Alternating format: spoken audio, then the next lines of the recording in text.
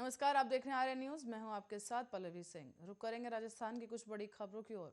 शुरुआत करेंगे जयपुर से, जहां प्रदेश में लगातार अपराधों के प्रमुख विपक्षी दल भाजपा को अब बैठे बिठाए सरकार को घेरने का मुद्दा बन गया है। बता दें कि बढ़ते अपराधों को लेकर भाजपा लगातार सरकार पर हमलावर है। अलवर, मूक बधिर से दरिंदगी जैसे मामले पर अब प्रदेश में हुई इस घटना को लेकर सरकार की किरकिरी हो रही है। ऐसे में प्रदेश में बढ़ते अपराधों की रोकथाम और कानून व्यवस्था को मजबूत करने को लेकर अब मुख्यमंत्री अशोक गहलोत आज कानून व्यवस्था की समीक्षा करने जा रहे हैं। बता दें, तकरीबन शाम को 4:30 बजे वीडियो कॉन्फ्रेंसिंग के जरिए प्रस्तावित ये बैठक मुख्यमंत्री अशोक गहलोत सभी जिलों के पुलिस अधीक्षकों के साथ करेंगे।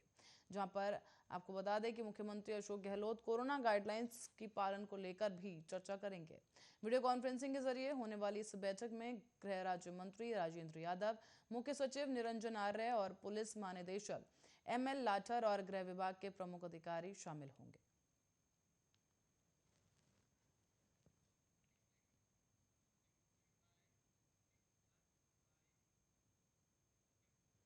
राजस्थान में सोमवार को 9,236 नए कोरोना संक्रमित मिले हैं, जबकि 5 मरीजों की इस दौरान मौत हो गई। जयपुर में 3 लोगों की मौत हुई है। अलवर और बारां में एक लोगों की मौत हो गई है। राहत की बात यह रही कि 5,894 मरीज रिकवर भी हुए हैं। ये पॉजिटिव मिले मरीजों का करीब 63.81% है। राजधानी जयपुर में सबसे ज्यादा 2,327 पॉजिटिव मरीज मिले। दूसरे नंबर पर अलवर रहा, जहां 970 केसेस मिले। तीसरे नंबर पर रहे जोधपुर में 701 संक्रमित मरीज मिले हैं।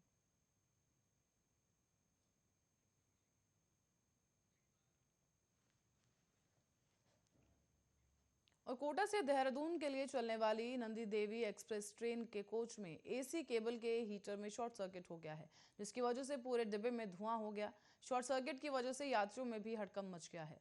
ट्रेन को 1.5 घंटे तक के डुमरिया रेलवे स्टेशन पर खड़ा रखा गया, जिसके बाद कोच से यात्रियों को बाहर निकाल लिया गया है। डुमरिया के बाद ट्रेन के बयाना रेलवे स्टेशन पर उसे लाया गया है, जहां से ट्रेन से कोच को अलग कर दिया गया और ट्रेन रवाना की गई। सोमवार को शाम 6 बजे कोटा से देहरादून जाने के लिए नंदा देवी एक्सप्रेस ट्रेन रवाना हुई थी और इसी ट्रेन में सभी AC कोच होते हैं।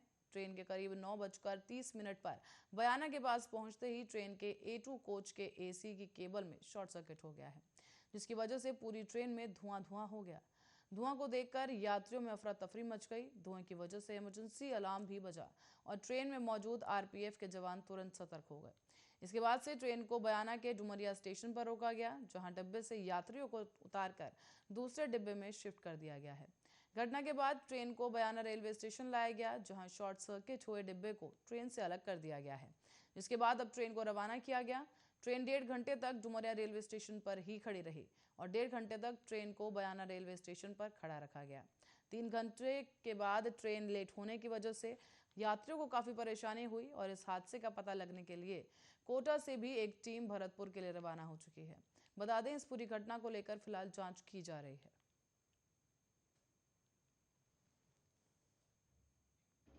और नाबालिग के साथ हुई दर्दनाक घटना के विरोध में मंगलवार को दिल्ली गुरुद्वारा प्रबंधन कमेटी का प्रतिनिधिमंडल अलवर पहुंच गया है।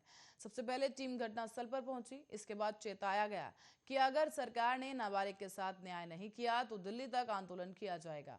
दिल्ली गुरुद्वारा प्रबंधन कमेटी के मेंबर और शिरोमणि अकाली दल की दिल्ली प्रेसिडेंट रंजीत कौर ने कहा है कि नाबालिग के साथ दर्दनाक घटना हुई है।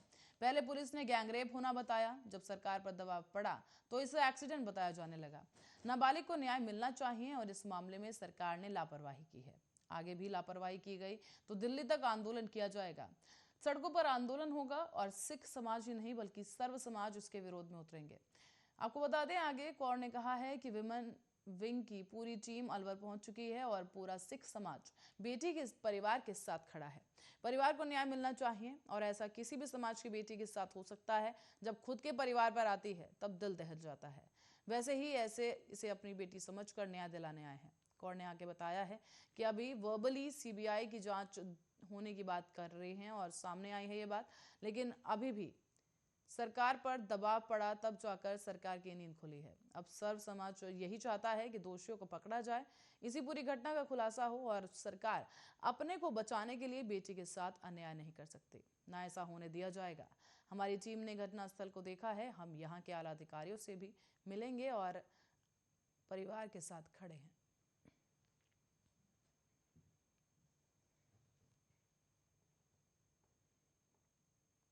अपने गुरुकुल की नाबालिग छात्रा के यौन उत्पीड़न मामले में मरते दम तक कारावास की सजा भुगत रहे आसाराम की सजा के खिलाफ अब पेश की गई अपील पर आज सुनवाई नहीं हो पाई है।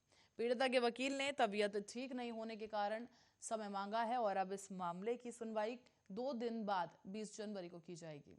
दरअसल राजस्थान हाईकोर्ट के निर्देश पर प्रार्थना पत्र की प्रति पीड़िता के अधिवक्ता पीसी सोलंकी को दी गई थी और इस दौरान पीड़िता के वकील पीसी सोलंकी को आज उस मामले में बहस करनी थी, लेकिन तबीयत खराब होने के कारण वो पेश नहीं हो पाए। उनकी तरफ से हालांकि ये कहा गया है कि कुछ समय प्रदान किया जाए। न्यायाधीश संदीप मेहता और न्यायाधीश विनोद कुमार भारवानी की खंडपीठ ने मामले की सुनवाई को अब 2 दिन बाद करने का आदेश दिया है। आसाराम के गुरुकुल में पढ़ने वाली एक नाबालिग छात्रा के आरोप के बाद ये पूरा मामला सामने आया था कि 15 अगस्त 2013 को आसाराम ने जोधपुर के निकट मड़ई गांव के स्थित एक फार्म हाउस में उसका यौन उत्पीड़न किया है। 20 अगस्त 2013 को उसने दिल्ली के कमला नगर पुलिस थाने में आसाराम के खिलाफ मामला दर्ज कराया था। इस दौरान जोधपुर का मामला होने के कारण दिल्ली पुलिस ने प्राथमिकी दर्ज कर जांच करने के लिए उसे जोधपुर भेजा था। जोधपुर पुलिस ने आसाराम के खिलाफ नाबालिग का यौन उत्पीड़न करने का मामला दर्ज किया। साथ ही जोधपुर पुलिस 31 अगस्त 2013 को इंदौर से आसाराम को गिरफ्तार कर जोधपुर ले आई थी। इसके बाद से आसाराम लगातार जोधपुर जेल में बंद है और अप्रैल 2018 में कोर्ट ने उसे मरते दम तक जेल में रहने की सजा सुनाई थी।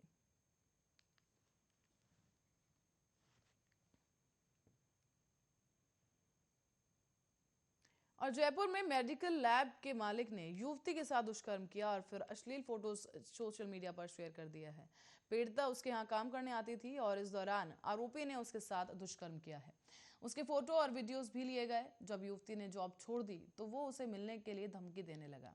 बात नहीं मानने पर आरोपी ने युवती को उसका जो फोटो है वो वीडियो सोशल मीडिया पर डाल दिए गए और शास्त्री नगर थानाधिकारी दिलीप सिंह ने आगे जानकारी दी है कि इलाके में रहने वाली करीब 24 वर्षीय युवती से लैब संचालक पर रेप का आरोप लगाया गया है।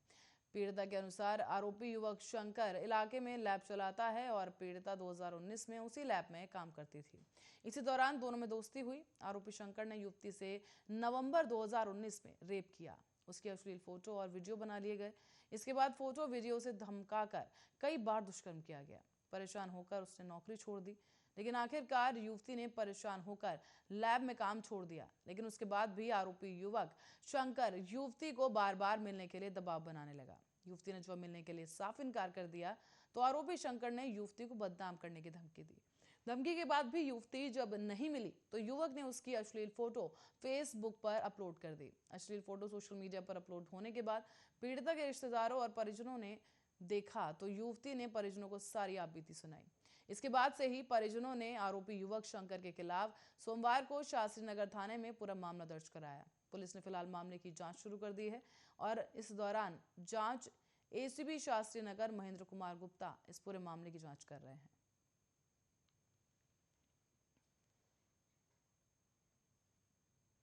आगे बढ़ेंगे अगली खबर की ओर। आईटीओ की फ्लाइंग टीम को एक ट्रक ड्राइवर का चालान बनाना भारी पड़ गया। इससे नाराज होकर ड्राइवर ने एक टीम इंस्पेक्टर को ही धमकी दे डाली कि वो ज्वाइंट कमिश्नर चोयल साहब का भांजा है और इसी बीच बहसबाजी होने लगी तो ड्राइवर टीम को मारने के लिए दौड़ा। किसी तरह जान बचाकर अधिकारी अपनी गाड़ी में बैठकर वहां से भागे। मामला नागौर का बताया जा रहा है। परिवहन विभाग के इंस्पेक्टर भंवरलाल ने बताया है कि ये घटना 2 दिन पुरानी है। इस दौरान आपको बताते चलें कि Didwana RTO inspector Likhmaram highway पर गाड़ियों को चेक कर रहे थे। इस दौरान एक ट्रक को रुकवाया गया और डॉक्यूमेंट्स मांगे गए, लेकिन इस बात पर ड्राइवर बिफर गया। आरोप यह है कि उसने खुद को परिवहन विभाग के जयपुर ज्वाइंट कमिश्नर चोयल साहब का भांजा बताया। इंस्पेक्टर लिखामराम ने ज्वाइंट कमिश्नर नानूराम चोयल से फोन पर बात की तो सामने आया कि उनकी ट्रक ड्राइवर से कोई पहचान नहीं है। उन्होंने सख्त कार्रवाई कर चालान बनाने को कहा। इंस्पेक्टर ने चालान बना दिया और इससे गुस्साए ड्राइवर इंस्पेक्टर को मारने के लिए दौड़ने लगा। वो बचकर गाड़ी में जा बैठे और ड्राइवर ने इंस्पेक्टर की गाड़ी के आगे अपना ट्रक खड़ा कर रास्ता रोक दिया और गालियां देने लगा, जिसके बाद टीम बमुश्किल वहां से जान बचाकर भागी। फिलहाल ट्रक ड्राइवर के बारे में जानकारी जुटाई जा रही है। आरटीओ इंस्पेक्टर लिखमाराम की ओर से भी अभी तक कोई मामला दर्ज नहीं करवाया गया। फिलहाल आपको बता दें कि जॉइंट कमिश्नर नानूराम चोयल ने बताया है कि ट्रक ड्राइवर ने कहीं से मेरा नाम सुन लिया होगा और वो मेरा कोई रिश्तेदार या जान पहचान वाला नहीं था। मैंने तो इंस्पेक्टर को उसके खिलाफ सख्त कार्रवाई के भी निर्देश दिए थे।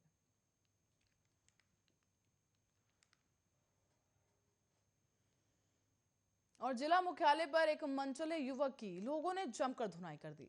मामला पंडित नवलाल किशोर पीजी कॉलेज के पास का बताया गया है।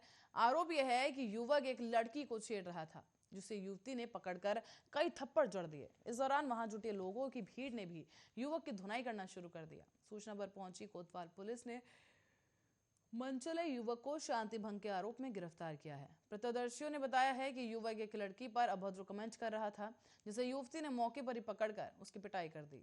बाद में लोगों ने भी उसकी धुनाई करना शुरू किया और इस दौरान कोतवाली पुलिस ने करौली जिले के सुजानपुरा शहराकर निवासी मुकेश को शांति भंग के आरोप में गिरफ्तार किया है। पुलिस ने यह भी बताया है कि युवक दौसा में ही किराए पर रहकर पढ़ाई करता है और लड़के को पीटने का वीडियो अब खूब शेयर किया जा रहा है।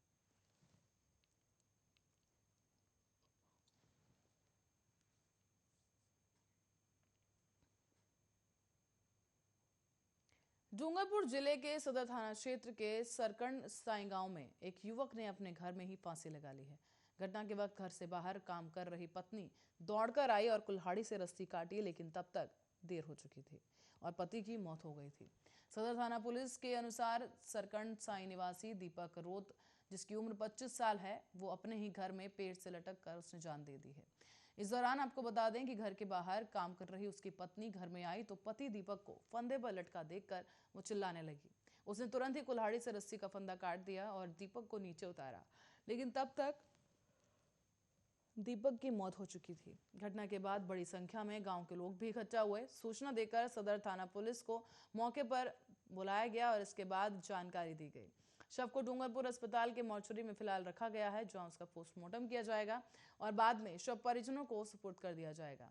इस दौरान दीपक ने मौत को गले क्यों लगाया, फिलहाल इसी को लेकर कई तरह की अफवाहें भी सामने आई हैं, लेकिन कोई एक वजह फिलहाल पता नहीं चल पा रही और पुलिस इस पूरे मामले की जांच में जुटी है।